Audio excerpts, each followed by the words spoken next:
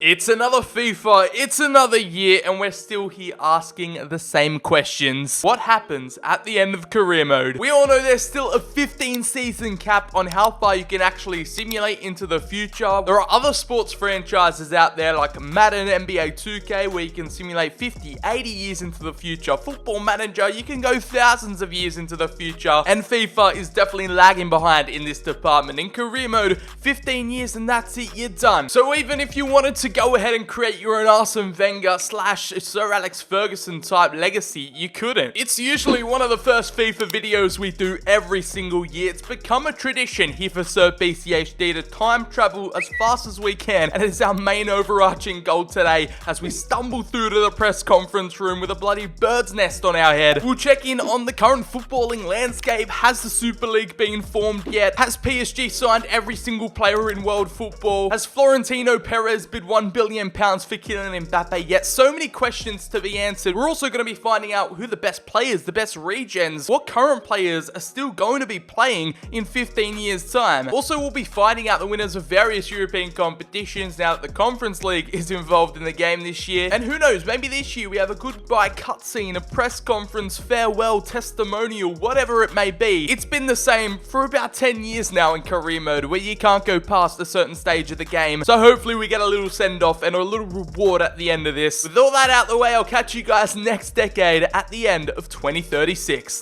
It's good to be back. We're here in 2036. Don't even ask me how long this took me. I don't want to be reminded. We've reached the promised land, the last month of career mode, and now it's time to explore this save as we're here with Hartlepool. Sir BCHD has got a 29 manager rating. We've been running on autopilot for the past 15 years, so let's get a good grasp on how things are looking in every single country. Lanús are the champions of South America so far after 25 games. I think their season completely runs on a different calendar, but Melbourne City are still champions of the A-League over here in Australia. We've got the Austrian Bundesliga as Lask finishes on top of RB Salzburg and Rapid Vienna. Ghent, Standard Liège and Anderlecht are pretty much all still in the top 4 mix. However, Club Brugge finished down in 8th. The Danish Superliga sees Copenhagen on top after 22 games. Midtjylland and Nordsjælland all still in the top 4. And here is the big one. Over in the Premier League, it is going down to the final day between Manchester United, Chelsea and Leicester City fighting for the crown. Manchester United either on goal difference or head-to-head win the Premier League right there, but Manchester City down in 8th. Bournemouth have made a resurgence back up to the top. The Cherries not only being promoted, but up in 6th, qualifying for the Conference League. Spurs and Everton in mid-table mediocrity. As we move further towards the bottom end of the table, we've got Arsenal, what I say, in a pretty realistic spot, sitting in 16th. The Gunners nearly facing relegation, but it wasn't to be, as Burnley, Sheffield United and Brighton all get the boot and will be relegated to the Championship. I guess they'll never experience it because this is the final season of career mode, but I'm really shocked and actually quite happy to see Bournemouth up involved with the big boys. Now with the Championship, who will be getting promoted? We've got Nottingham Forest reaching the promised land for what has felt like forever. Watford will join them in the second automatic spot position as Fulham, Norwich, Cardiff and Blackburn Rovers qualify for the playoffs. And it's good to see Derby County haven't slipped into like the 4th or 3rd tier. They're still fighting it out in the Championship, and getting relegated is Blackpool, Colchester and AFC Wimbledon. Sunderland was so close to slipping back down to the 3rd tier. And talking about the 3rd tier, we've got Hull City promoted from League 1 alongside Shrewsbury. Portsmouth still haven't made their way back up to the top flight of English football, and getting relegated to the 4th tier. Wycombe Wanderers have gone from the Championship in recent years, now back down to League 2. Also joining them will be Oxford United, Ipswich and MK Dons. Taking a gaze over in France now, and here is the Ligue 2 standings. We have Nims finishing on top, getting automatic promotion alongside Toulouse, as Paris FC I don't know if they ever got promoted, but in this current stage of the game, they aren't fighting against PSG in the top flight. In Ligue 1, surely there can only be one winner, but no, PSG, they let their crown slip, and in Ligue 1 Uber Eats, it's Marseille to become French champions again. Lyon came close in 2nd as Stade Rennais make the top 4. Monaco qualify for the Conference League, and Montpellier finishing in a comfortable 5th. Meanwhile, current champions in real life, Lille, are down in 9th. Sides like Nice and Bordeaux are finishing down in the lower tiers of the table, as it's Stade Brestois, Troyes, and Lorient all getting relegated. As in the Bundesliga too, a Schalke still in here, a Hamburg still in here. I can't even see them both, so I think they're both in the Bundesliga. The top flight of German football still sees these two fight it out. It's Bayern and Dortmund going ahead for the German crown, but by 3 points, the Bavarians take it home. More pain for BVB fans to witness as Hoffenheim and Leverkusen make the top 4. RB Leipzig missing out, and Cologne do qualify for the Europa League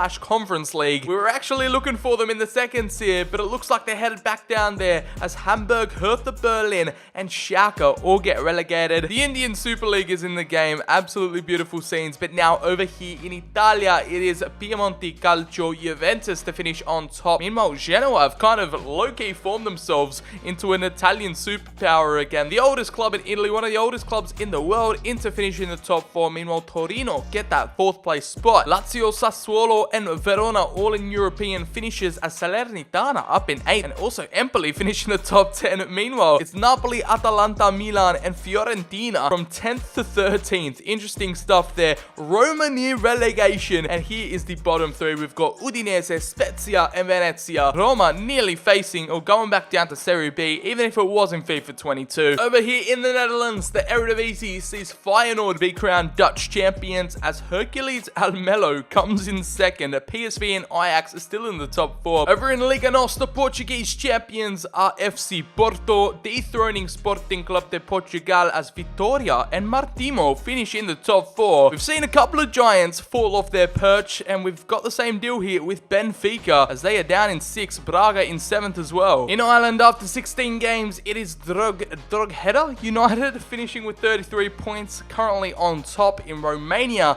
the champions are Cluj with 63 points, as FCSB finished 2nd. And the Chinch Prem, is it actually called the Chinch Prem? The Scottish League, with some kind of weird sponsorship name. It sees Celtic and Rangers dethroned, as Hearts come through by 1 point and become Scottish Premier League champions in 2036. Over here in La Liga, we've got Real Madrid reigning victorious over Spain with 89 points. No real competition. Barca in 2nd, Atletico and Valencia finish in the top 4. And we have Almeria up in 8th, which is quite surprising. Getting relegated from La Liga is Sporting Gijón, Zaragoza, and Elche. Any big teams fallen down into the 2nd tier, and I guess you can say so with Celta Vigo. They have been bounced straight back up, winning the league with 96 points. Real Sociedad B couldn't join their first senior team up in the 1st division, as they are still struggling here in La Liga Smart Bank. As BSC Young Boys, okay, they defeated United in the Champions League, and they've also gone ahead and continued their dominance 15 years later domestically. The Turkish Super League sees Besiktas on top with 79 points, beating out Trabzonspor by 1, as Fenerbahce and Göztepe are in the top 4. Galatasaray get European football. We're actually lucky to be in a Euros year, however, we won't find out the winner because, you know, in 1 month time the game's going to end, so we'll never get to know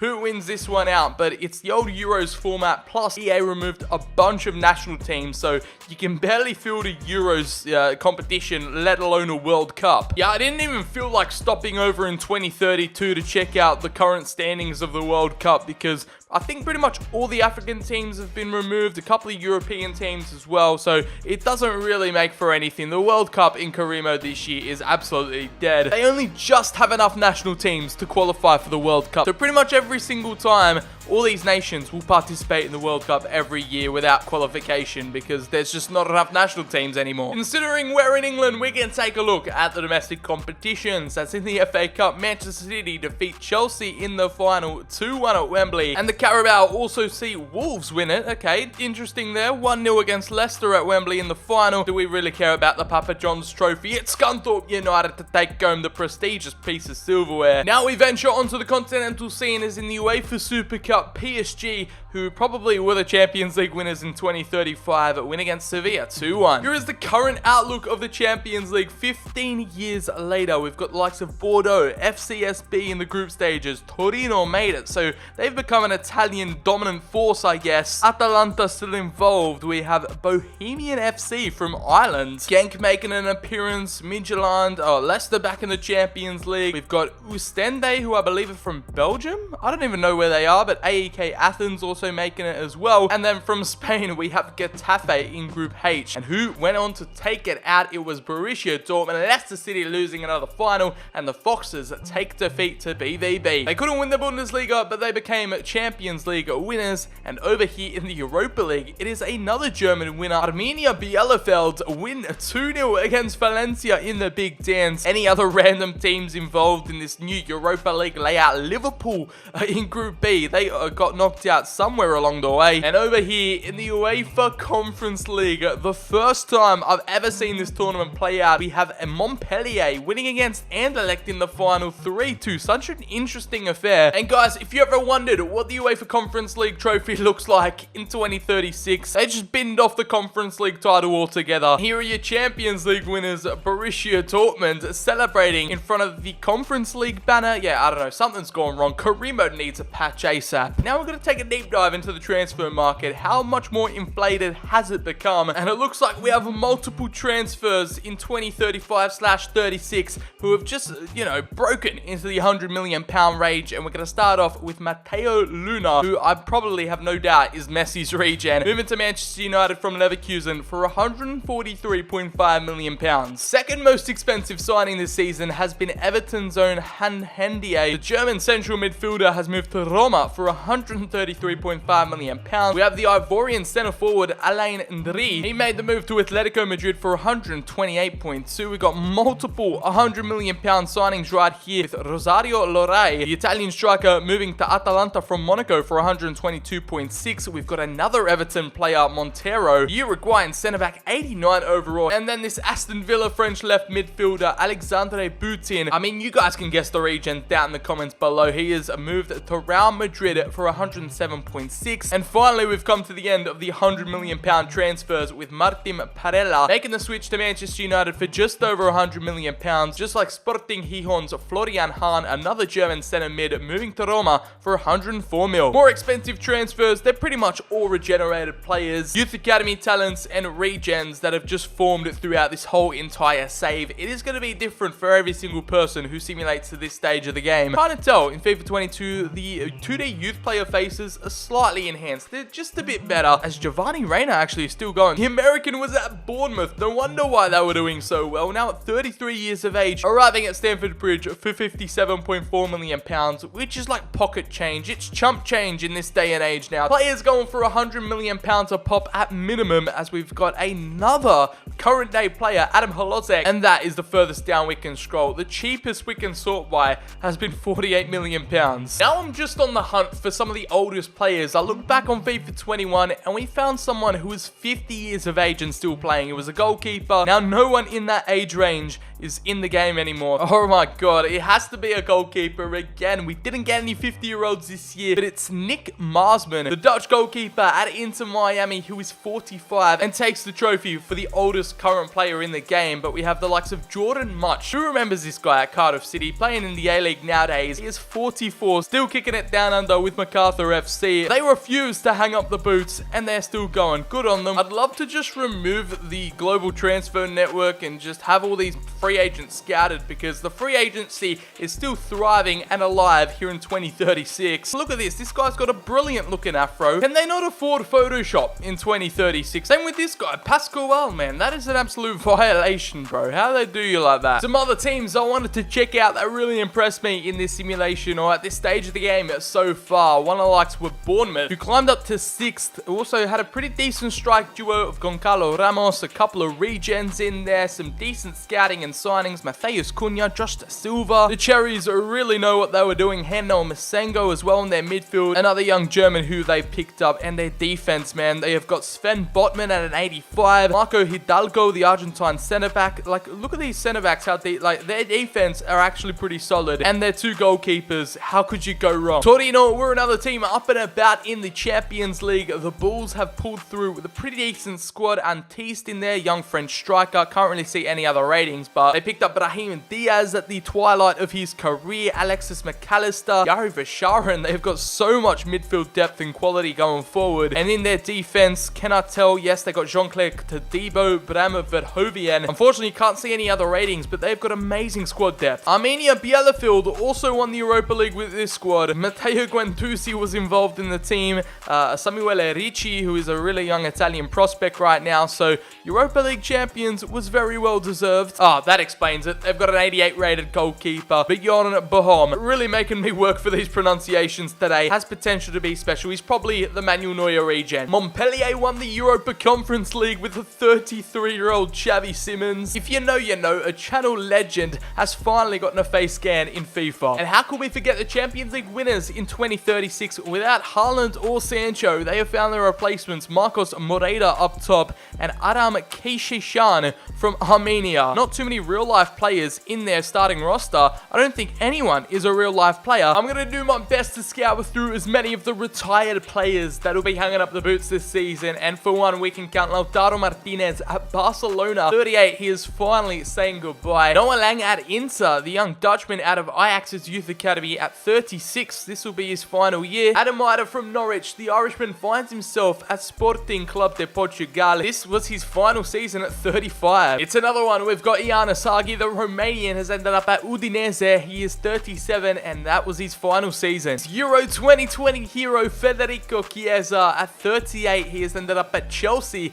and the Italian, I mean rightfully so, he is giving up on his footballing career in 2036. And last but not least, we have Anthony, another one of these Ajax youngsters. He is saying goodbye to his career over in France at Lille. Now 36 years of age, he is retiring. And just to see the 15-year transformation Pablo Gavi had, he is the youngest player in career mode with the best potential. He starts off the game at 16. A Barcelona La Masia Youth Academy graduate, has ended up at the Barcelona Destroyers, Bayern Munich at 31 years of age. Now I want to showcase to you guys the best current day players that are still going. They are still kicking about in 2036. They haven't yet decided to hang up the boots, but it's inevitable. This will be their last season anyway. Starting off with the best, we've got Gianluigi Donnarumma, the best goalkeeper in world football. He is still going strong at PSG at 37 years of age. Not deteriorated in overall whatsoever at 93. Phil Foden rocking a 92 with a new face scan as well, staying loyal to Manchester City. We've had Pedri, who knows how many thousands of games he's played in his career by now. At 33, the Spaniard has ended up at Spurs. We've got Erling Haaland,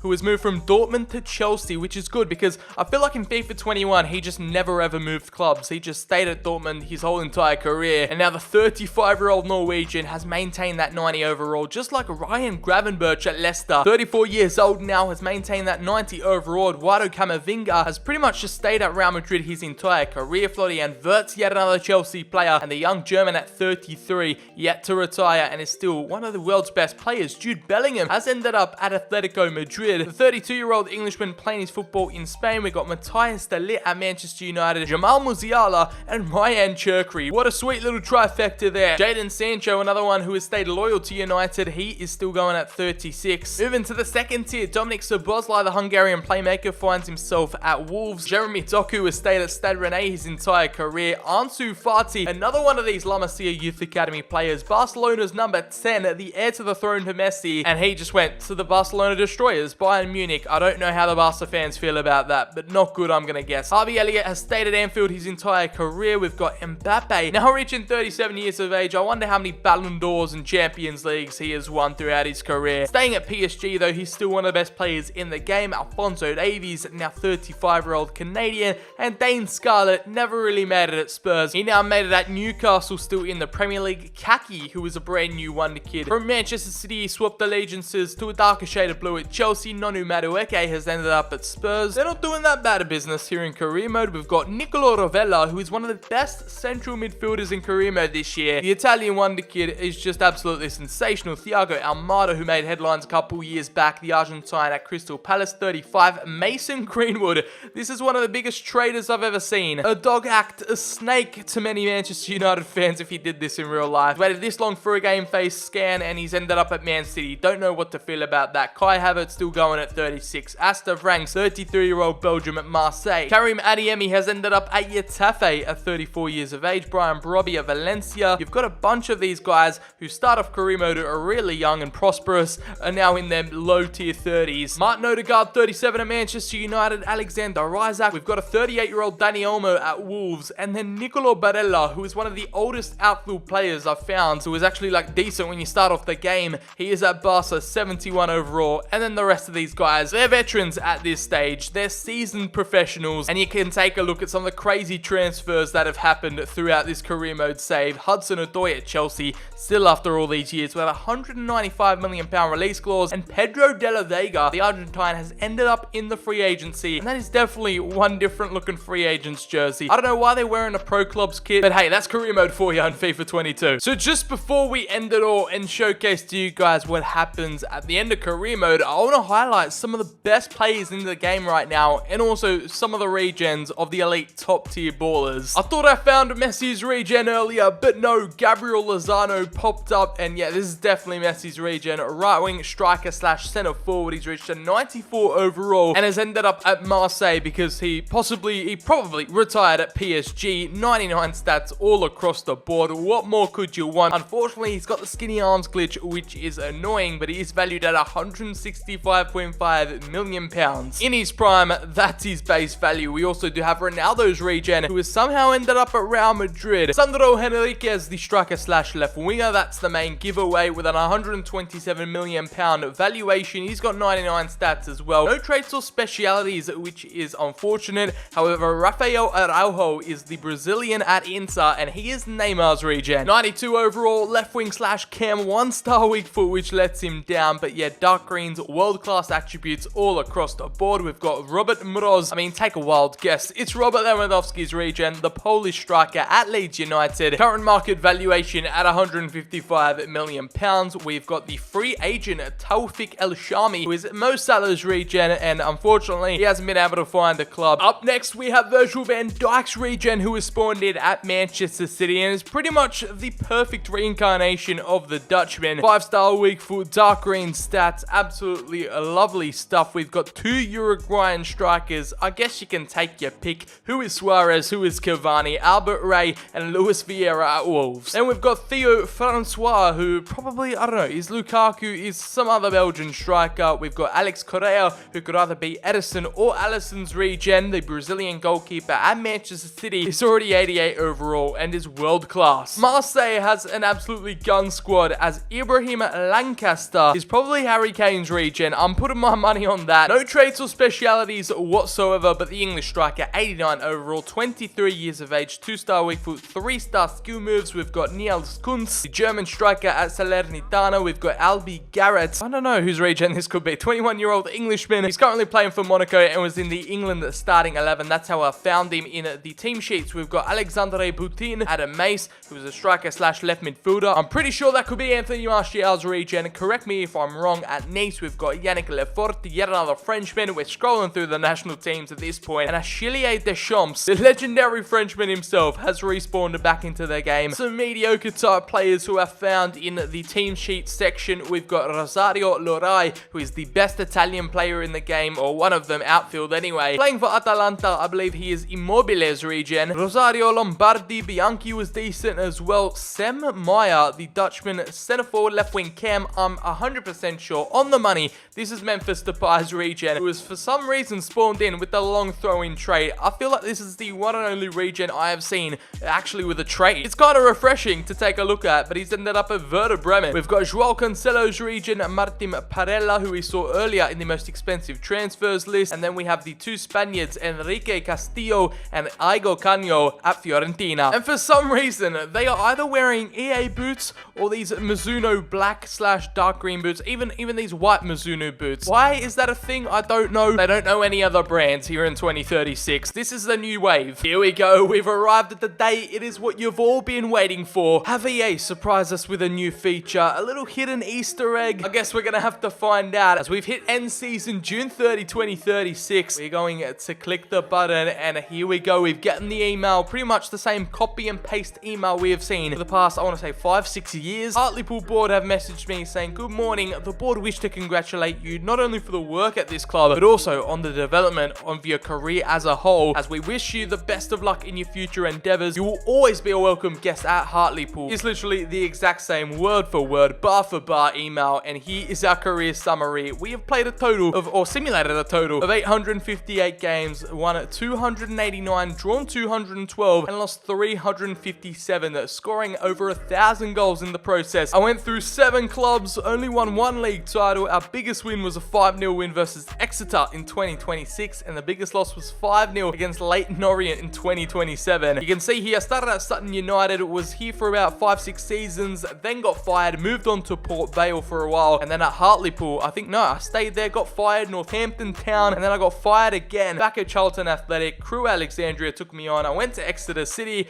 and now we're here at Hartlepool where they took me back. I've been thrown around the lower tiers of England, but here we are, and it's finally time to say goodbye. Once I press advance, do we get anything? A little cutscene? No. Wow, okay, that was underwhelming. I don't know what I expected. I don't know why I expected anything, but we're back here again at the end of 2036, the end of career mode, and yeah, nothing happens. You just get a little career summary, little email about your retirement, and that's about it. Guys, the sad part is as well, I've checked with next gen, like I have both old gen for PC and next gen on PS5, and it's literally the exact same thing, like no extra cutscenes. This isn't a next gen, old gen exclusive. It's the same thing on both consoles. You get the exact same ending, and it's just as underwhelming. Got another year of the 15 season cap. FIFA 23, it better be different, man. Nothing too special, nothing too fancy, unfortunately. Yeah, it might be the same for a couple of more years. I don't know if whenever they're going to improve that or actually add anything into the game where you can, keep going on with the seasons, or you can choose to retire. It's unfortunate, man. I just want to sim into next century or something. I don't know. Hopefully you'll join me on the ride in this game cycle and on the FIFA 22 journey. If you made it all the way this far, drop it a like down below, hit subscribe, turn on the notification bell.